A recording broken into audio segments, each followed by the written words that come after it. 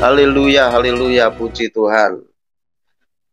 Kami percaya Bapa bahwa Engkau selalu ada bagi kami dan Engkau selalu membuka jalan bagi kami pada saat tiada jalan ya Tuhan.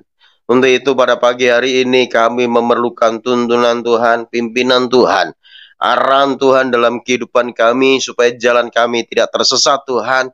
Supaya kami tetap ada pada jalan-Mu dan memuliakan Engkau. Dan biarlah kami tidak takut, tidak gentar, tidak cemas ya Tuhan. Pada saat kami ada di jalan padang belantara. Karena kami yakin dan percaya di padang belantara pun Engkau tetap menuntun kami Tuhan. Engkau sanggup membuat jalan di padang belantara dan sungai-sungai di padang gurun ya Tuhan. Untuk itu biarlah kami tidak takut, kami tidak cemas, kami tidak khawatir. Namun kami tetap kuat di dalam-Mu ya Bapa. Dalam kekuatan kuasa-Mu. Terima kasih Bapa, dalam nama Yesus, haleluya. Amin, amin, amin. Puji Tuhan. Baik Bapak Ibu Saudara yang dikasihi dan berkati Tuhan, selamat pagi bagi kita semua dan selamat sore, selamat malam yang ada di luar negeri ya. Kita bersyukur pagi ini kita boleh bangun dengan semangat yang baru, dengan tubuh yang sehat, dengan kekuatan yang baru. Ya, itu semua karena kebaikan Tuhan dalam kehidupan kita Saudara. Ya, kita bersyukur kepada Tuhan buat hari yang Tuhan sudah berikan bagi kita di pagi hari ini ya. Firman Tuhan pagi hari ini mengingatkan kita, mengajar kita untuk kita jangan takut. Jangan takut kalau kita membaca di Alkitab di sana banyak kata jangan takut. Kenapa firman Tuhan selalu mengatakan jangan takut kepada setiap hamba-hambanya, kepada setiap anak-anaknya saudaraku. Karena memang manusia itu rentan dengan ketakutan. Manusia itu rentan dengan ketakutan pada saat menghadapi kesulitan, pada saat menghadapi masalah di dalam kehidupannya, saudara. Kalau kita melihat di dalam perjanjian lama maupun dalam perjanjian baru, saudara, di sana banyak sekali ya orang-orang ketakutan. Ya, bahkan hamba-hamba Tuhan juga ketakutan. Dan itu memang manusiawi, saudaraku. Tetapi kalau ketakutan selalu menghinggapi, menguasai kehidupan kita, itu yang perlu kita waspadai. Makanya firman Tuhan mengatakan jangan takut, jangan takut. Firman Tuhan mengatakan kepada Yosua, jangan takut. Sebab tempat yang kamu injak akan menjadi milikmu. Jangan takut dan tawar hati. Tetaplah bertindak hati-hati sesuai dengan kebenaran firman Tuhan. Renungkan firman Tuhan itu siang dan malam. Supaya perjalananmu akan berhasil dan engkau akan beruntung. Secara manusia bisa saja Yosua, Kaleb ketakutan. Karena apa? Karena dia harus memerangi bangsa-bangsa yang menduduki tanah Kanaan. Dan penduduk kota Kanaan itu adalah orang-orang raksasa.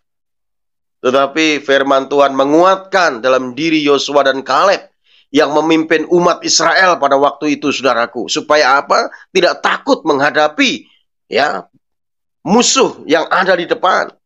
Supaya tidak takut menghadapi derasnya sungai Yordan yang begitu luar biasa. Karena Tuhan juga berjanji melewati sungai, Tuhan tetap ada di sana, saudaraku. Melewati gunung yang tinggi, Tuhan juga tetap ada di sana. Menghadapi musuh-musuh, Tuhan tetap ada di sana.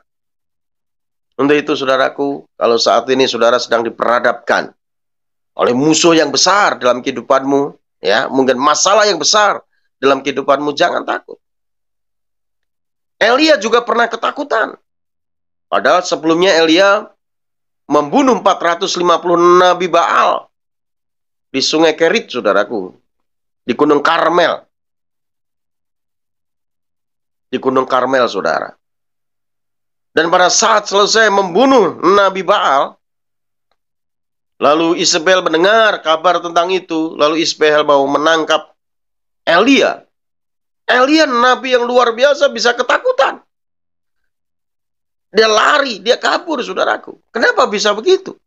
Hanya dengan seorang perempuan yang bernama Isabel. Isabel. Isabel itu artinya perzinahan. Ya, Isabella itu artinya perzinahan. Jadi kalau saudara punya anak jangan dinamakan Isabella, Isabel. Ya. Dan pada saat menghadapi Isabel, Elia ketakutan. Dia putus asa. Namun Tuhan selalu memberi kekuatan supaya apa? Elia tidak takut. Akhirnya Tuhan memerintahkan dirinya untuk apa? Untuk ada di Sungai Kerit. Di sana Tuhan memelihara Elia. Elia minum air dari Sungai Kerit. Dan Tuhan memelihara Elia dengan apa? Dengan memberi makan tiap hari dengan burung gagak, saudaraku. Burung gagak selalu mengantar makanan kepada Elia. Luar biasa. Jadi kalau kita tahu bahwa Allah itu peduli, Allah selalu mengerti apa yang dihadapi, apa yang dialami setiap anak-anaknya. Harusnya kita jangan takut dalam menghadapi masalah. Jangan takut menghadapi situasi apapun. Yang penting kita selalu berpikir positif dalam kehidupan kita, saudara. Jangan pesimis, jangan kita berpikir negatif. Selalu milikilah pikiran yang baik, pikiran yang positif dalam kehidupan kita. Karena kalau kita hidup dalam kecemasan, hidup dalam kekhawatiran, hidup dalam ketakutan, maka apa yang kita cemaskan, apa yang kita takutkan, itulah yang akan menimpa kita, yang akan mendatangi kita. Seperti yang dikatakan oleh Ayub, saudara. Dalam Ayub 3:25 katakan begini, apa yang kutakutkan, itulah yang mendatangi aku. Apa yang kucemaskan, itulah yang menimpa aku. Jadi saudaraku, mari. Bila setiap kita menyadari ada Tuhan yang selalu ada menyertai kita. Sehingga dalam kita menjalani hidup, kita nggak perlu khawatir, kita nggak perlu takut, kita nggak perlu cemas. Bukankah Tuhan kita memberikan kepada kita, setiap anak-anaknya itu bukan roh ketakutan. Dalam 2 Timotius 1:7 bahwa Allah memberikan kita itu bukan roh ketakutan, melainkan roh kekuatan, kasih, dan ketertiban. Roh yang membangkitkan kekuatan, kasih, dan ketertiban. Itulah roh yang diberikan Tuhan bagi setiap kita, anak-anaknya. Kalau saat ini engkau hidup dalam ketakutan, hidup dalam kecemasan, hati-hati saudaraku. Jangan-jangan saudara sedang dikuasai oleh roh ketakutan. Dan ketakutan itu mengandung hukuman, Alkitab katakan. Kasih yang sempurna melenyapkan ketakutan. Untuk itu mari saudara sadari, pahami ada Tuhan yang selalu hadir menyertaimu. Ya, dia akan menuntunmu walaupun melewati padang gurun yang gersang, melewati pergumulan, melewati masalah dalam kehidupanmu. Walaupun di padang gurun, Tuhan bisa membuka jalan buat kita, saudara. Amin, saudara. Jadi nggak perlu kita takutkan apapun yang terjadi di depan kita, saudara. Situasi, kondisi yang terjadi saat ini. Ya, jangan kita seperti pengecut, saudaraku. Lari dari masalah. Masalah sehebat apapun, sebesar apapun, kita harus hadapi bersama dengan Tuhan. Kalau Tuhan di pihak kita, maka kita akan tampil sebagai pemenang, saudaraku. Waktu umat Israel, umat Allah dibawa keluar dari tanah perbudakan Mesir oleh Musa dan Harun dengan satu tujuan adalah tanah Kanaan. Namun Tuhan tidak membawa umat Israel itu melalui jalan yang cepat. Tuhan memproses umat Israel. Tuhan bawa umat Israel putar-putar di padang gurun, saudara. Baru saja keluar dari tanah Mesir, tanah perbudakan, tentara Firaun mengejarnya. Kembali ingin membawanya ke Mesir. Seringkali saudaraku, pada saat kita sudah dibebaskan dari perbudakan, dari dosa, melalui pengorbanan Yesus, kita dibebaskan dari dosa. Mesir itu bicara masalah perbudakan dosa. Pada saat kita dibawa keluar dari tanah perbudakan, seringkali kita masih dikejar-kejar dosa. Seringkali dosa masih menuduh kita. Seringkali kita cenderung melihat ke belakang, saudaraku. Namun ingat, Tuhan sudah membebaskanmu. Tuhan sudah menyelamatkanmu. Jangan kita menoleh ke belakang, menengok ke belakang. Pada saat umat Israel keluar dari tanah perbudakan, mulai berjalan dari padang gurun itu, umat Israel menoleh ke belakang. Dan pada saat menengok ke belakang, ternyata ada tentara Firaun yang mengejarnya. Dan pada saat dikejar tentara Fir'aun, mereka ketakutan. Melihat ke belakang tentara Fir'aun. Melihat kanan kiri gunung batu yang begitu kuat. Lalu melihat ke depan laut Teberau atau laut Kolsom atau laut Merah, saudara. Seolah jalan itu sudah buntu. Umat Israel ketakutan. Dia berteriak-teriak. Bahkan dia berpikir untuk kembali ke Mesir. Dan umat Israel menyalahkan Musa. Dan umat Israel mengatakan, memang tidak ada kuburan di Mesir. Sehingga engkau bawa keluar kami dari Mesir. Sehingga kami harus mati. Sehingga kami harus binasa. Kenapa umat Israel ketakutan seperti itu, saudara? Karena tidak menyadari bahwa yang membawa keluar mereka itu adalah tangan Tuhan yang kuat melalui Musa dan Harun, saudaraku. Dia tidak menyadari. Bahkan sebelumnya Musa sudah menunjukkan kuasa yang begitu hebat, begitu luar biasa melalui 10 tulah, saudara. Di sana membuktikan bahwa kuasa Tuhan itu real, kuasa Tuhan itu nyata. Bahkan melalui kematian anak sulung mereka dibebaskan untuk keluar dari tanah Mesir, saudara. Sudah melihat kuasa Tuhan. Sudah melihat mukjizat Tuhan. Begitu luar biasa. Tapi masih ketakutan. Kenapa ketakutan? Karena menoleh ke belakang. Melihat ke belakang. Seringkali kalau kita melihat masalah yang kita hadapi, ya, yang pernah terjadi dalam kehidupan kita, kadang kita juga bisa trauma, saudaraku. Kita trauma. Sehingga kita tidak bisa melangkah, maju. Karena apa? Karena trauma dengan masa lalumu. Ya, ada orang trauma masa lalu. Setelah dikecewakan oleh seorang lelaki, ya, yang tadinya sudah siap mau menikah. Gedung sudah disewa, catering sudah dipersiapkan, semua undangan sudah disebarkan. Lalu tiba-tiba pada saat 1 hari sebelum acara pernikahan itu tiba, semua dibatalkan. Semua dibatalkan oleh pihak suami. Akhirnya pemudi ini kecewa. Dan dia menyimpulkan bahwa semua laki-laki sama. Lalu mengambil keputusan tidak menikah selama-lamanya. Karena dia berpikir semua laki-laki sama, mengecewakan. Ternyata tidak semua laki-laki sama. Amin, saudaraku?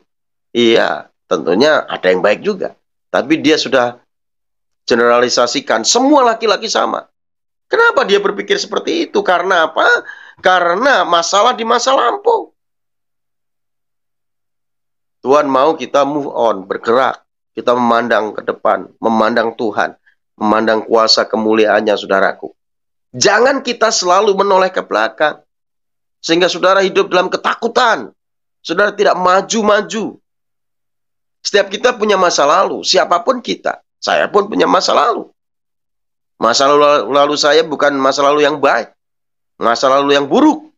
Namun saya tidak mau hidup di masa lalu. Saya mau hidup di masa sekarang dan di masa depan yang Tuhan sudah sediakan bagi kita, yaitu masa depan yang penuh pengharapan, saudaraku. Jangan hidup di masa lalu. Hiduplah di masa sekarang dan masa yang akan datang. Dan jalani bersama dengan Tuhan.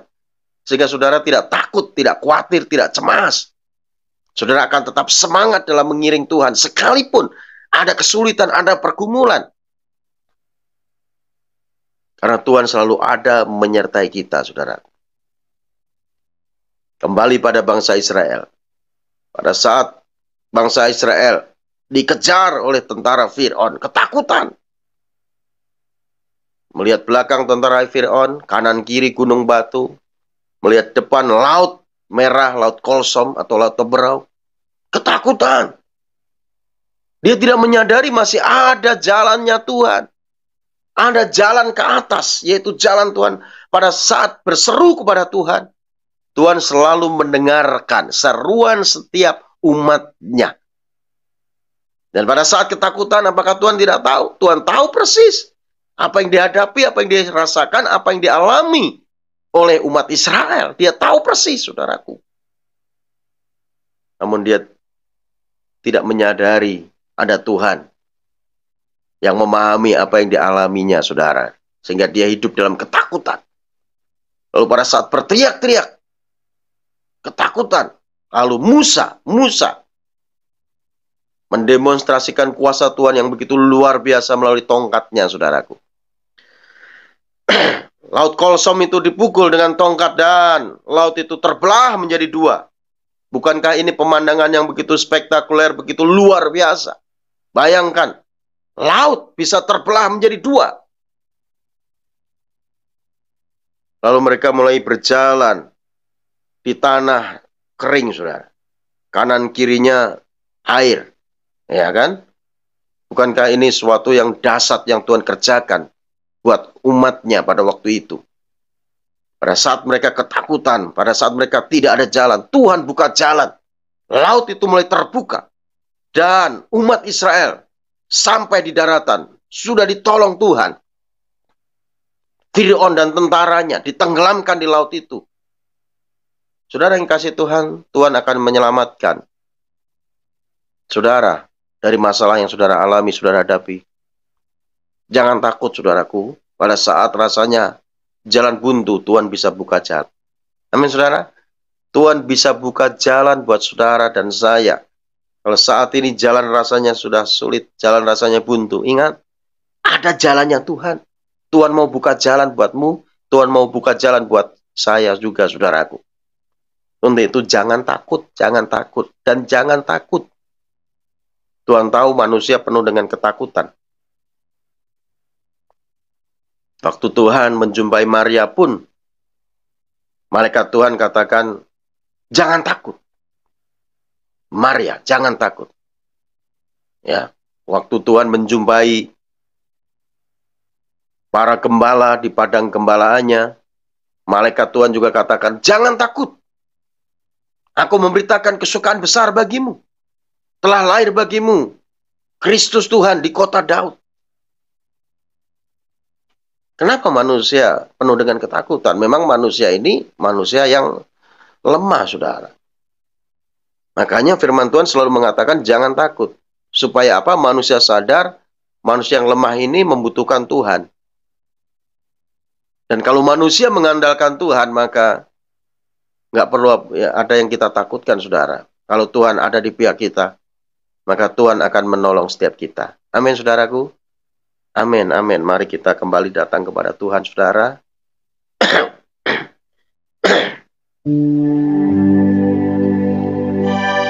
Dia buka jalan saat tiada jalan, dengan cara yang ajaib. Dibukanya jalanku, Dia menuntunku dan memeluk diriku. Dengan kasih dan kuasa-Nya, Dia buka jalan, Dia buka jalan. Dia buka jalan saat tiada jalan, dengan cara yang ajaib. Dibukanya jalanku, Dia menuntunku dan memeluk diriku. Dengan kasih dan kuasa-Nya, Dia buka jalan, Dia buka jalan. Di belantara Dia tetap menuntunku. Sungai di Cemrun aku temui, langit bumi kan lenyap, namun firman-Nya tetap. Saat ini Dia buka jalan,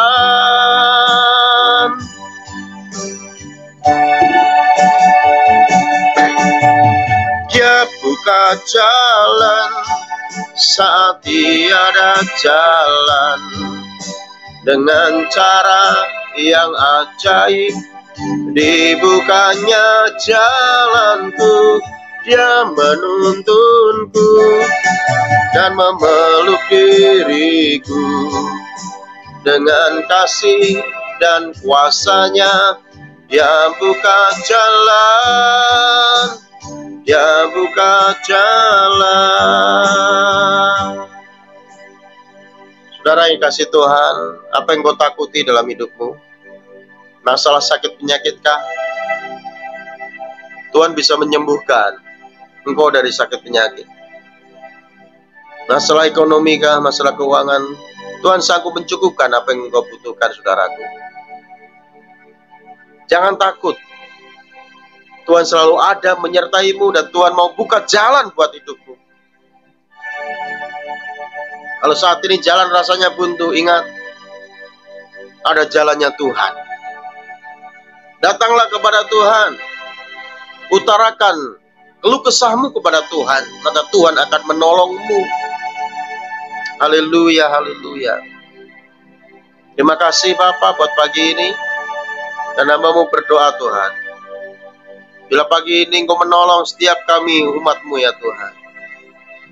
Engkau menolong kami, Engkau membawa kami keluar dari pergumulan hidup yang kami alami pada saat ini. Dan Engkau membawa kami ke tanah yang subur, tanah yang penuh susu dan madu, yaitu tanah Kanaan surgawi.